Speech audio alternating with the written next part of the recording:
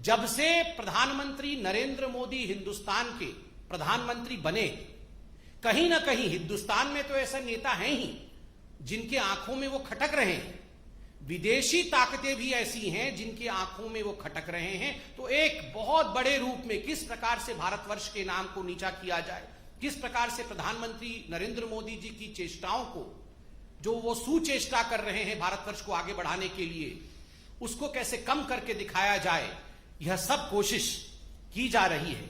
किंतु मैं आज कह सकता हूं कि जनता जनार्दन है, वो मोदी जी पर विश्वास करती है। आज जो न्यूज क्लिक का पूरा विषय आया है, मैं संक्षेप में आपके सामने कुछ चौंकाने वाले तथ्य रखने वाला हूं।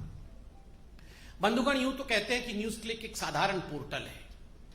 देखिए, इस पोर्टल का नाम पीपीके के नाम से, PPK news click studio private limited के नाम से है। इसमें किस प्रकार से बाहरी ताकतें फंड भेज रही थी भारतवर्ष में, और किस प्रकार से इन फंड्स को लेकर ये फंड कहां जा रहे थे, किन लोगों को ये फंड दिया जा रहा था, मैं इसका खुलासा अभी करने वाला हूं। ये जो पीपीके कंपनी थी जिसके अंतर्गत न्यूज क्लिक आती है, इन्होंने एफडीआई, फॉरेन डायरेक्ट इन्वेस्टमेंट, विदेशी निवेश को एक्सेप्ट किया, लगभग 10 करोड़ के आसपास, 9.59 करोड़ का। दो मुख्य कंपनियों ने पैसा दिया, जिसका नाम है world wide media holdings LLC, और दूसरा है यूएसए का डेलावेयर, जिसका नाम है WWM। इन दोनों ने इसमें मेजर रूप में पैसा इन्फ्यूज किया एफडीआई के रूप में। और ये जो WWM है, इसमें 3 लोग मुख्यतः सम्मिलित थे, वो विदेश के थे। जैसन पेट्शर, नेविली रॉय सिंघम, जो कि श्रीलंका के और उसके बाद अभी अमेरिका में है, और एक तीसरा व्यक्ति है जो एक विदेशी ताकत है और किसी विदेशी देश के फंड को पूरी तरह से हवाला के माध्यम से डाइवर्ट करके किस प्रकार से इसका यूटिलाइजेशन भारतवर्ष में किया जा सके, डूबियस रूट से उन्होंने WWM ने पीपीके अर्थात न्यूज क्लिक को भेजा। बंधुगण, आपको जान के आश्चर्य होगा, ये जो निवेश होता है विदेश से, एफडीआई होती है, उसके लिए आपको एक शेयर वैल्यू दिखाना पड़ेगा कि हाँ ये जेन्युइन लगे, कि ये बड़ी कंपनी थी तभी जाके हमने निवेश किया। कुल मिलाकर 10 रुपए प्रति शेयर का न्यूज क्लिक का वास्तविक जो चरित्र है, वो 10 रुपए प्रति शेयर का उसका ओरिजिनल स्वरूप है। But that was inflated just in order to make NewsClick look as if it was an authentic destination for an FDI. उसको इन्फ्लेट करके 11,510 रुपए का एक शेयर कर दिया गया। अब सोचिए, ये षड्यंत्र में कितने लोग इन्वॉल्व थे और किस प्रकार से ये षड्यंत्र काम कर रहा था।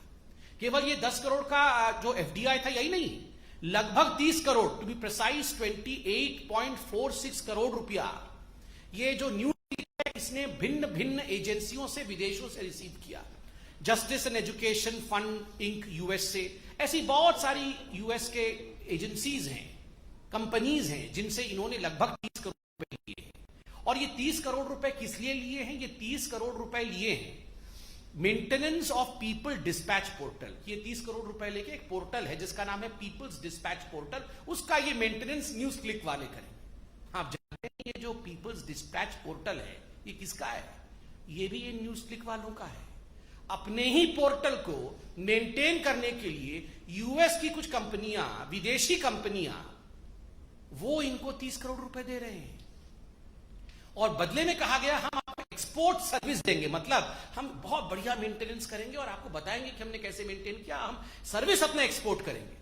मगर जब इनके प्रमोटर्स से पूछा गया कि आपने क्या सर्विस एक्सपोर्ट किया, तो उनके पास कोई जवाब नहीं है। अर्थात ये विदेशी ताकतें जो हैं ये पैसा किन्हीं और कारणों से भेज रही हैं। ये न्यूज पोर्टल के मेंटेनेंस का तो केवल बहाना है, कारण कुछ और है। अब मैं कारण बताता हूं किन किन लोगों को इस न्यूज पोर्टल के माध्यम से पैसा गया। ये करोड़ों रुपए बाहर से आए, 30-40 करोड़ तो मैंने अभी हिसाब दिया है, ना जाने और कितना आया होगा। अब ये पैसा गया कहां? मैंने आपको कहा था कि हिंदुस्तान के अंदर ऐसे कुछ राजनेता हैं, ऐसे कुछ एक्टिविस्ट हैं जो चाहते हैं कि हिंदुस्तान में एक माहौल भ्रम का और अनरेस्ट का बने। आपको याद होगा गौतम नौलखा, क्योंकि एल्गार परिषद के जो माओइस्ट लिंक थे वो अरेस्ट हुए थे। गौतम नौलखा, कई लोगों ने उन्हें अर्बन नक्सल भी कहा, और गौतम नौलखा जिन्होंने भीमा कोरेगांव केस में हिंदुस्तान में अनरेस्ट फैलाने की कोशिश की थी, उनको इसमें से लगभग 21 लाख रुपए मिले। ये तो एक रिकॉर्ड हमारे पास है, आज अखबारों में भी छपा है। न जाने कितने सोर्सेस से ऐसे कितने रुपए इस प्रकार के एक्टिविस्ट्स को मिलते होंगे, यह चौंकाने वाला है। 21 लाख रुपए गौतम नौलखा को मिले। दूसरा, इसमें से लगभग 52 लाख रुपए बप्पादित्य सिन्हा। बप्पादित्य सिन्हा कौन है? बप्पा आदित्य सिन्हा है, ये एक बहुत प्रमुख व्यक्ति हैं, शेयर होल्डर भी हैं न्यूज क्लिक के, पीपीके के। मगर अगर राजनीतिक रूप से देखा जाए तो Sinha ji communist party of India के आईटी सेल के एक प्रमुख सदस्य हैं। कम्युनिस्ट पार्टी के आईटी सेल के एक प्रमुख सदस्य हैं मिस्टर सिन्हा, और उनको 52 लाख रुपए दिए गए थे पीपीके कंपनी द्वारा। खुद वो शेयर होल्डर भी है।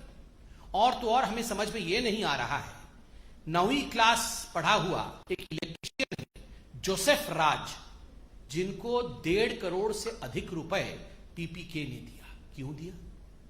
ये सारा पैसा किसी के माध्यम से किसी और को दिया जा रहा है। क्यों दिया जा रहा है?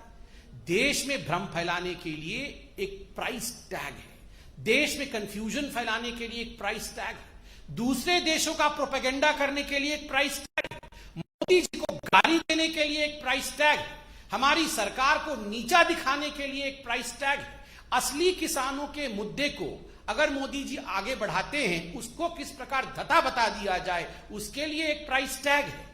सीएए पे किस प्रकार से रोड जाम कर देना है, अगर आप करने में सक्षम हैं तो एक प्राइस टैग है। जहां भी एंटी इंडिया कोई सेंटिमेंट हो, कोई नैरेटिव हो, उसको आगे बढ़ाने के लिए एक प्राइस टैग है। और यही साजिश विदेशी ताकतों के साथ मिलकर के एंटी इंडिया फोर्सेस कर रही है।